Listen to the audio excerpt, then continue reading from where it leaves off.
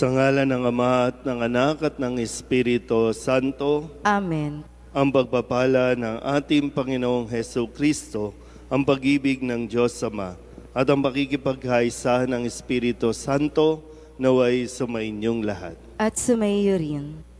Mga kapatid, aminin natin ang ating mga kasalanan upang tayo'y maging marapat gumanap sa banal na pagdiriwang. Inaamin ko sa makapangyarihang Diyos at sa inyo mga kapatid na lubha ako nagkasala sa isip, sa salita at sa gawa at sa aking pagkukulang. Kaya isinasamo ko sa mahal na Birhen Maria, sa lahat ng mga anghel at mga banal, at sa inyo mga kapatid, na ako'y panalangin sa Panginoong ating Diyos. Kaawaan tayo ng makapangyarihang Diyos, patawarin tayo sa ating mga kasalanan at patnubayan tayo sa buhay na walang hanggan. Amen.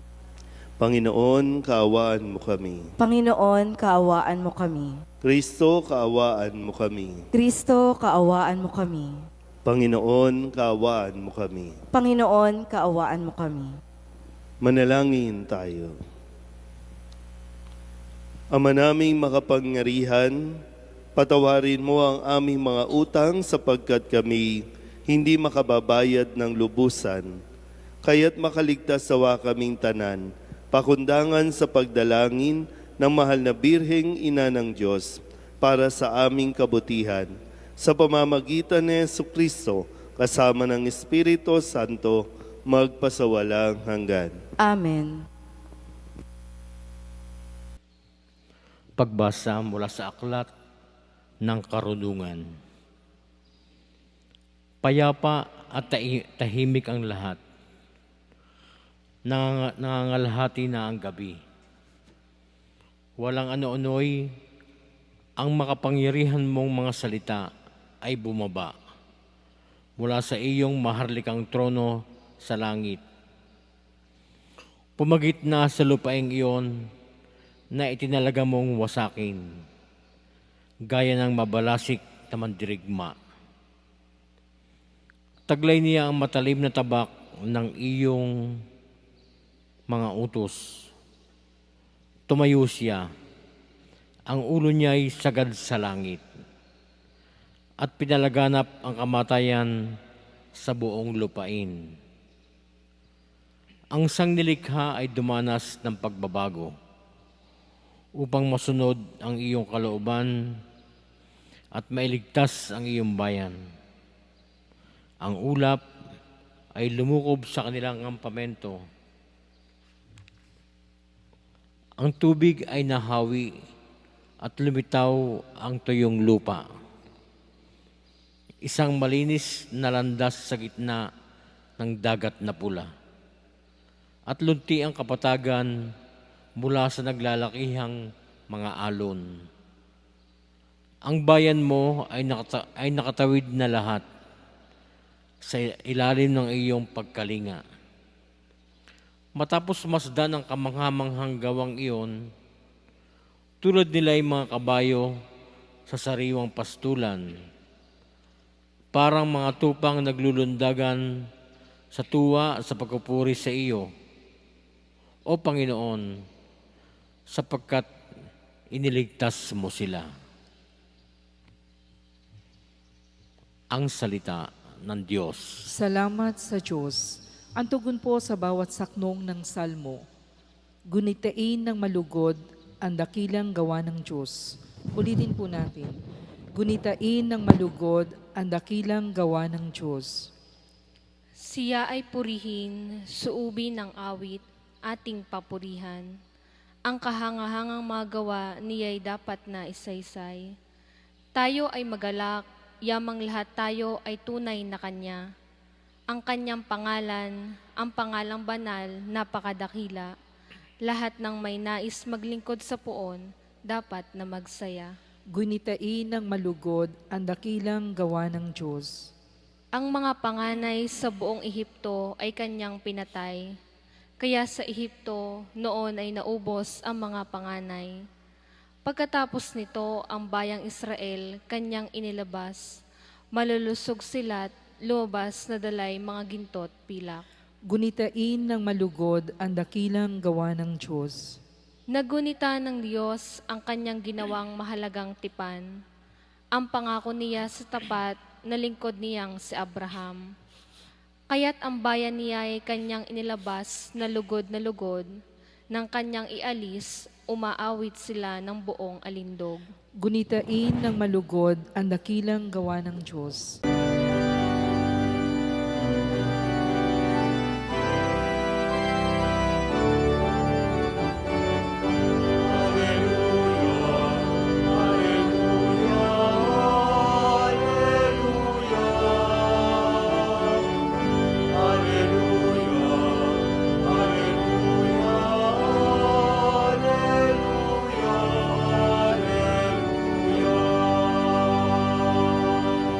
Tayo'y tinawag ng Diyos upang magnigning na lubos sa aral ni Kristo Jesus.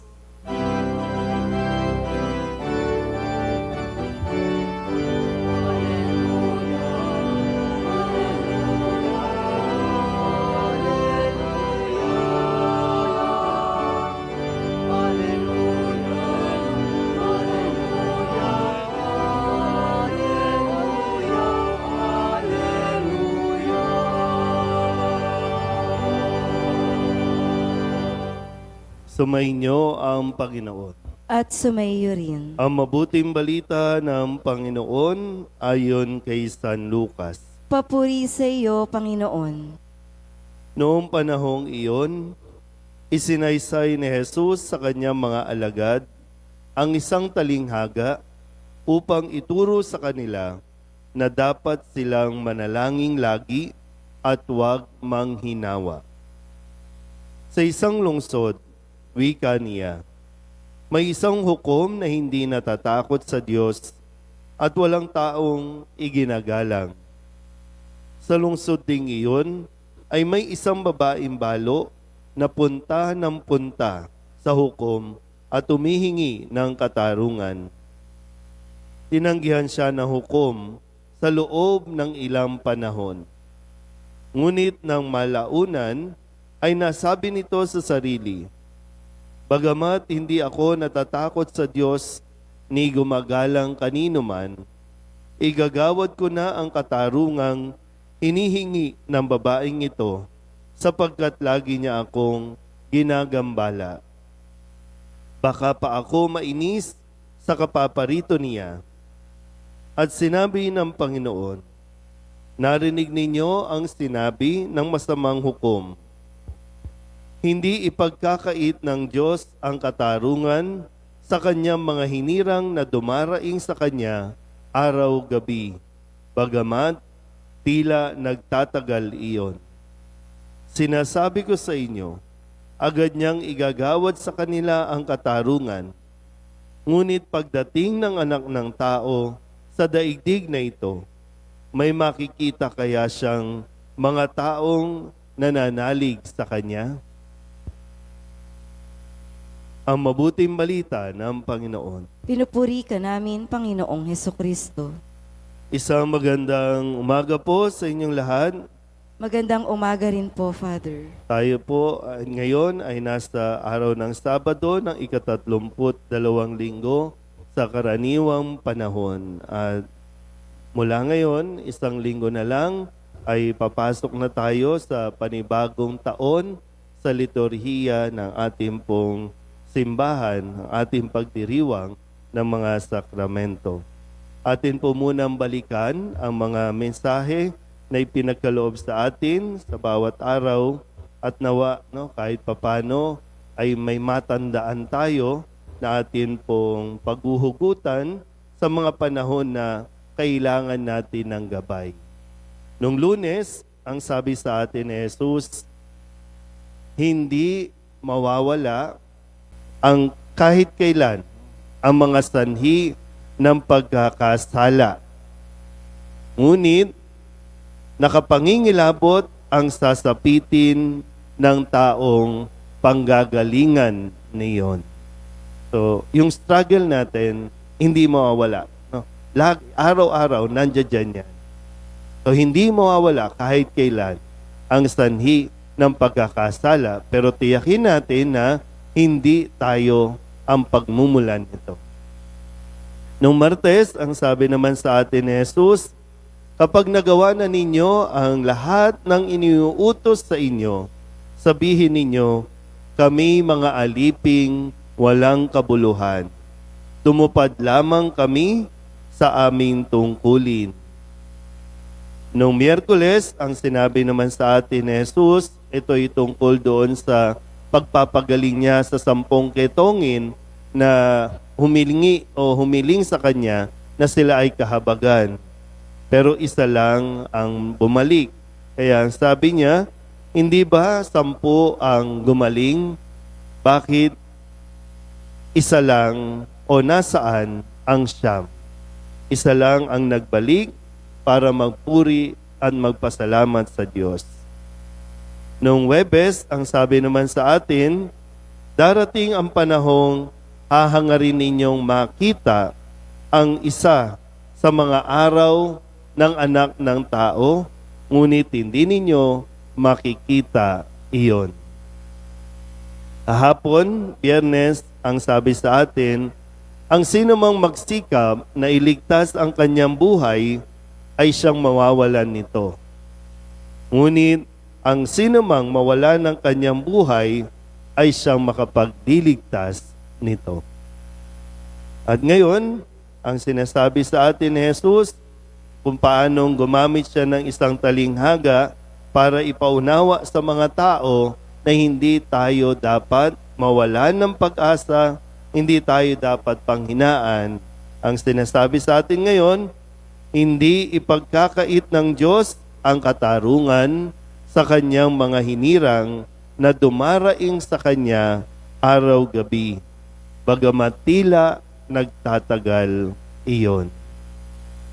Maganda po na mapaalalahanan tayo na hindi pwedeng agad-agad. Sa mga magulang, kayo po mas makakaunawa nito na hindi agad na pag humingi ang anak ninyo, bigay agad. Kailangan muna natin matutong natin, ito ba talaga ay kailangan natin? Kailangan mayroong ganong proseso din. Pero sabi nga ni Jesus, huwag ka lang tumigil. Kasi kung talagang gusto mo, magpupursige ka. Kung talagang ito ay nararapat, ibibigay sa iyo ng Diyos. Kasi yung minsan yung dasal natin, bunga din ng bugso ng damdamin na hindi pa natin talaga tuluyang idinadaan sa dasal. Marami tayong hinihingi, marami tayong hiniling na nung makuha natin, parang na-realize natin, hindi naman pala talaga importante. Pero kung ano man po, yung mga hinihiling natin sa Diyos, kagalingan, sa mga may sakit, sana gumaling ka na, o kung sino man, o kaya may pinagdarasal tayong tao, huwag ka lang tumigil sa pagdarasal. Isang araw, matutupad din, ipagkakaloob din ang inihiling mo, ang inihiling natin. Muli, gaya ng sabi ni Jesus, huwag tayong panghinaan o huwag tayong manghinawa na magdasal. Amen?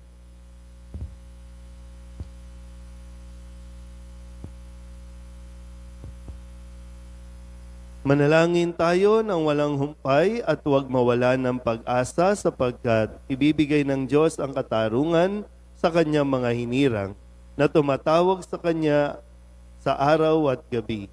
Pinalalakas ang ating loob ng katuroang ito ang ating Panginoon. Lumapit tayo sa Ama, dala ang ating mga kahilingan. Ang ating pong itutugon, Panginoon, dinggin mo ang aming panalangin. Panginoon, dinggin mo ang aming panalangin.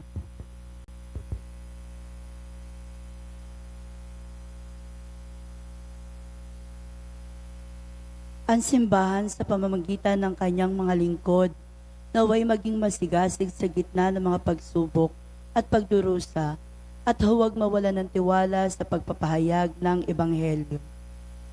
Manalangin tayo sa Panginoon. Panginoon, dinggin mo ang aming panalangin. ang mga pinanghihinaan ng loob at natutuksong sumuko sa pagsusumikap sa namamuhay ng mabuti, naway makatagpo ng bagong lakas sa pananampalataya sa Diyos. Manalangin tayo sa Panginoon. Panginoon, dinggin mo ang aming panalangin. Iyaong mga nahihirapang magdasal, naway maging masigasig muli sa panalangin at bigyang puwang ang Diyos sa kanilang pang-araw-araw na buhay. Manalangin tayo sa Panginoon. Panginoon, dinggin mo ang aming panalangin. Ang mga may sakit sa gitna ng kanilang paghihirap, naway patuloy na magtiyaga at huwag mawalan ng pag-asa. Manalangin tayo sa Panginoon. Panginoon, dinggin mo ang aming panalangin. Ang mga yumao naway tumanggap na makalangit na gantimpala para sa kanilang mga pagsusumikap sa mundo.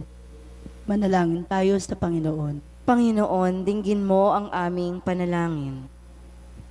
Idulog din natin sa Panginoon ang ating mga personal na kahilingan para sa ating mga pamilya, ganun din para sa mga kahilingan ng mga nanonood sa online, para sa kaligtasan ng lahat ng mga dadaanan ng bagyo, lahat ng mga misang pasasalamat, special na intensyon, agarang paggaling ng mga may sakit, at ang lahat ng mga kaluluwa na inihiling na ipagdasal sa misang ito. Ang lahat ng ito iniiling namin sa ngalan ni Kristo, ang aming Panginoon. Amen.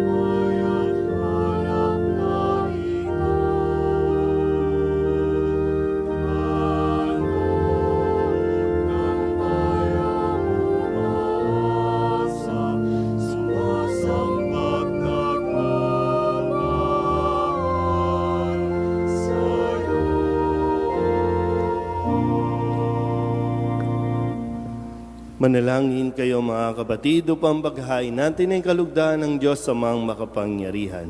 Tanggapin nawa ng Panginoon itong paghahain sa iyong mga kamay, sa kapurihan niya at karangalan sa ating kapakinabangan at sa buong sambayanan niyang banal.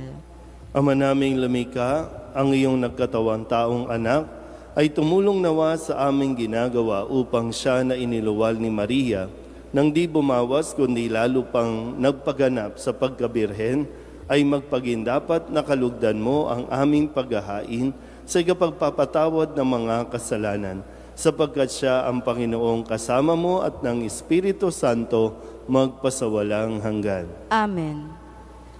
Sumainyo ang Panginoon. At sumaiyo rin. Itaas sa Diyos ang inyong puso at diwa. Itinaas na namin sa Panginoon. Pasalamatan natin ang Panginoong ating Diyos. Marapat na siya ay pasalamatan. Ama naming makapangyarihan, tunay ngang marapat na ikaw ay aming pasalamatan.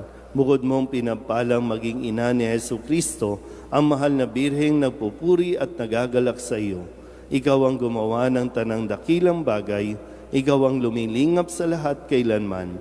Nilingap mo ang mahal na birhen bilang iyong abang alipin na iyong binigyan ng tungkuling kumalinga sa anak mong manunubos namin. Kaya kaysa ng mga anghel na nagsisiawid ng papuri sa iyo na walang humpay sa kalangitan, kami nagbubunyi sa iyong kadakilaan.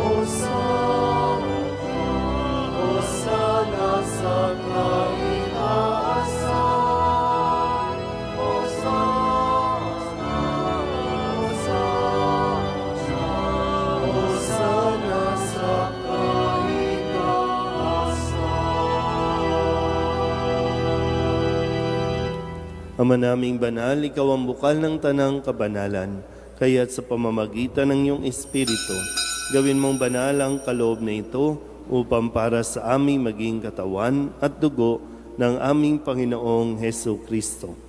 Bago niya pinagtisang kusang loob na maging handog, inawakan niya ang tinapay, pinasalamatan kaniya, pinaghati-hati niya iyon, iniabot sa kanyang mga alagad at sinabi, "Tanggapin ninyong lahat ito at kanin, ito ang aking katawan na ihahandog para sa inyo."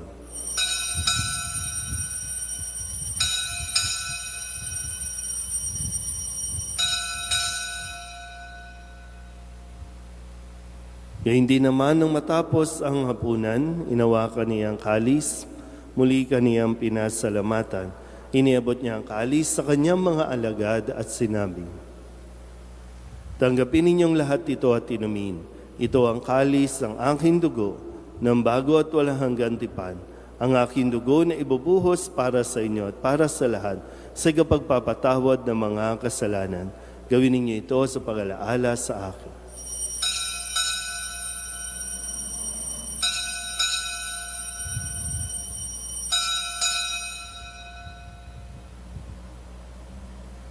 Ipagbunyi natin ang misteryo ng pananampalataya.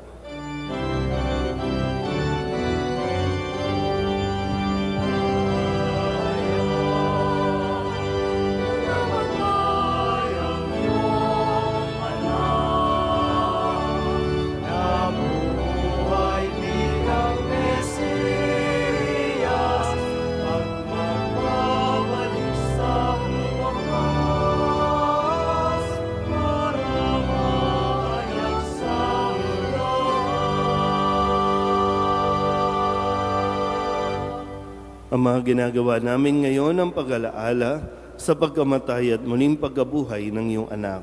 Kaya tiniaalay namin sa iyo ang tinapay na nagbibigay buhay at ang kalis na nagkakaloob ng kaligtasan.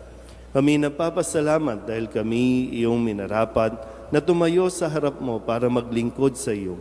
Isinasamo namin kami magsasalo-salo sa katawan at dugo ni Kristo ay mabuklod sa pagkakaisa sa pamamagitan ng Espiritu Santo. Ama, lingapin mo ang iyong simbahang laganap sa buong daigdig. Puspusin mo kami sa pag-ibig kay San Francisco na aming Papa at ni Jose na aming Obispo at ng Tanang Kaparian. Alalahanin mo rin ang mga kapatid naming nahimlay na may pag-asang sila'y muling mabubuhay, gayon din ang lahat ng mga pumanaw. Kawaan mo sila at patuloyin sa iyong kaliwanagan. Kawaan mo at pagindapating kaming lahat na makasalo sa iyong buhay na walang wakas. Kaysa ng mahal na Birhen Maria na ina ng Diyos, ng kabiyak ng puso niyang si San Jose, kaysa ng mga apostol at ng lahat ng mga banal na namuhay dito sa daigdig ng kalugod-lugod sa iyo, may pagdiwang nawa namin ang papupuri sa ikararangal mo sa pamamagitan ng iyong anak na aming Panginoong Heso Kristo. Sa pamamagitan ni Kristo, kasama niya sa Kanya, ang lahat ng parangal at papuri ay sa iyo, Diyos Amang makapangyarihan, kasama ng Espiritu Santo, magpasawalang hanggan.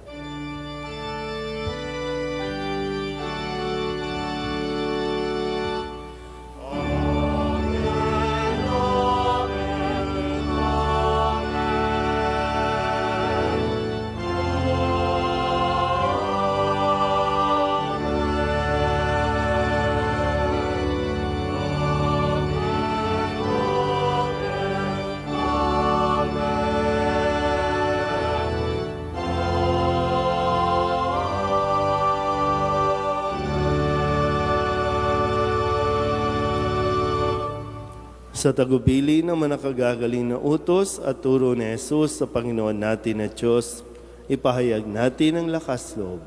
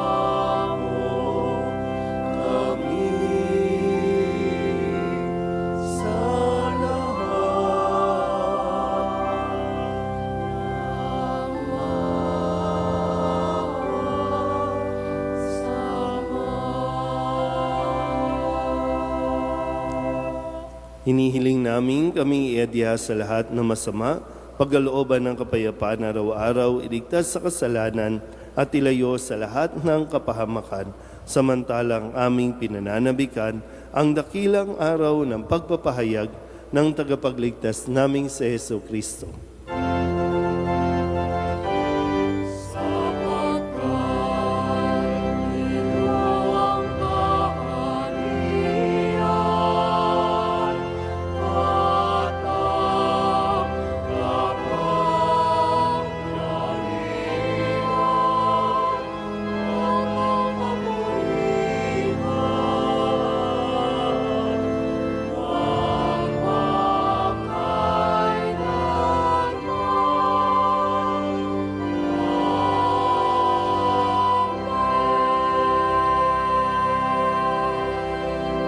Panginoong Hesu Kristo, sinabi mo sa iyong mga apostol, kapayapaan ang iniiwan ko sa inyo, ang aking kapayapaan ang binibigay ko sa inyo.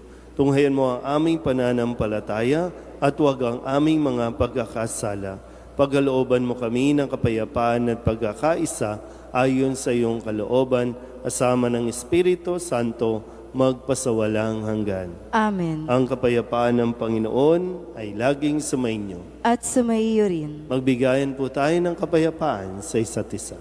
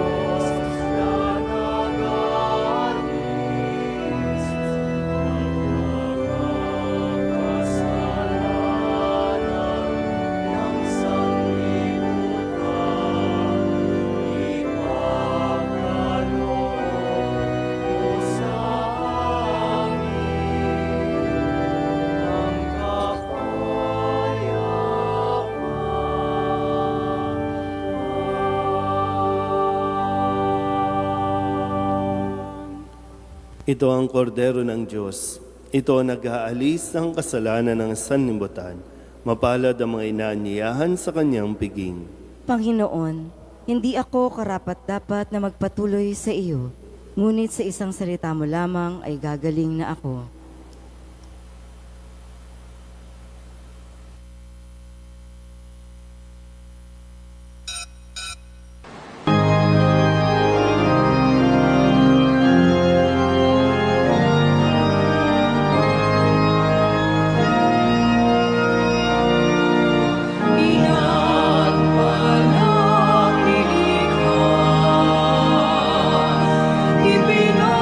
Ipinagdiwa ng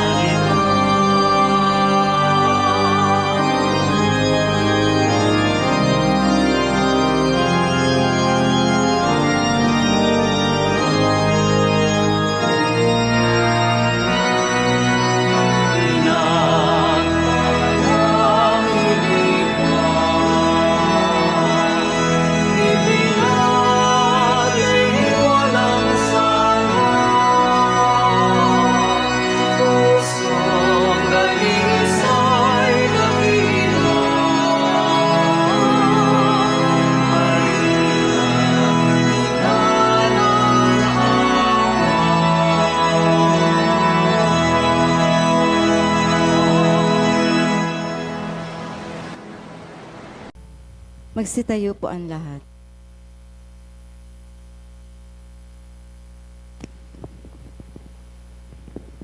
Manalangin tayo.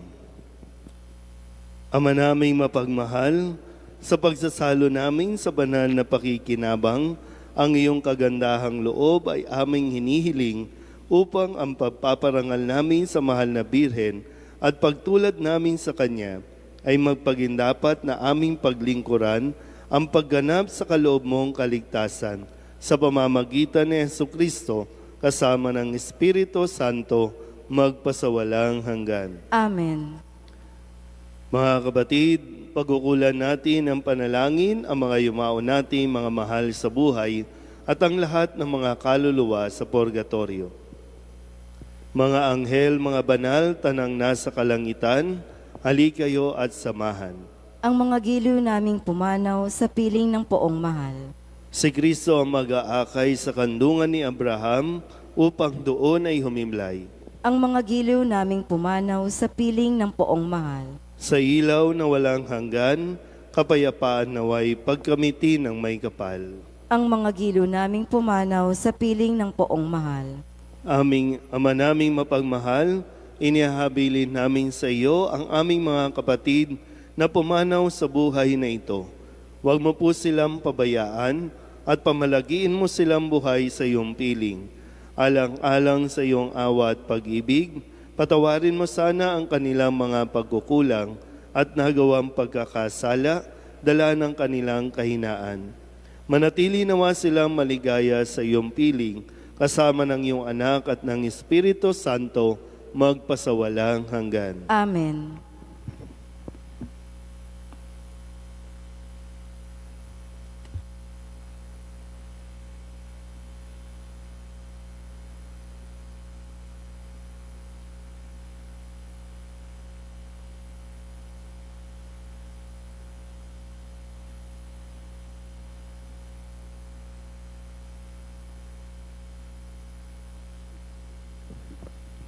Kapayapaan kailanman ang igawad ng may kapal sa mga yumaong ating mahal. Sila nawa ay silayan ng ilaw na walang hanggan. Sumainyo ang Panginoon. At sumaiyo rin. At pagpalain kayo ng makapangyarihang Diyos, Ama at Anak, at Espiritu Santo. Amen. Tapos sa ang banal na misa, humayo tayo sa kapayapaan ni Kristo. Salamat sa Diyos. Magandang umaga po.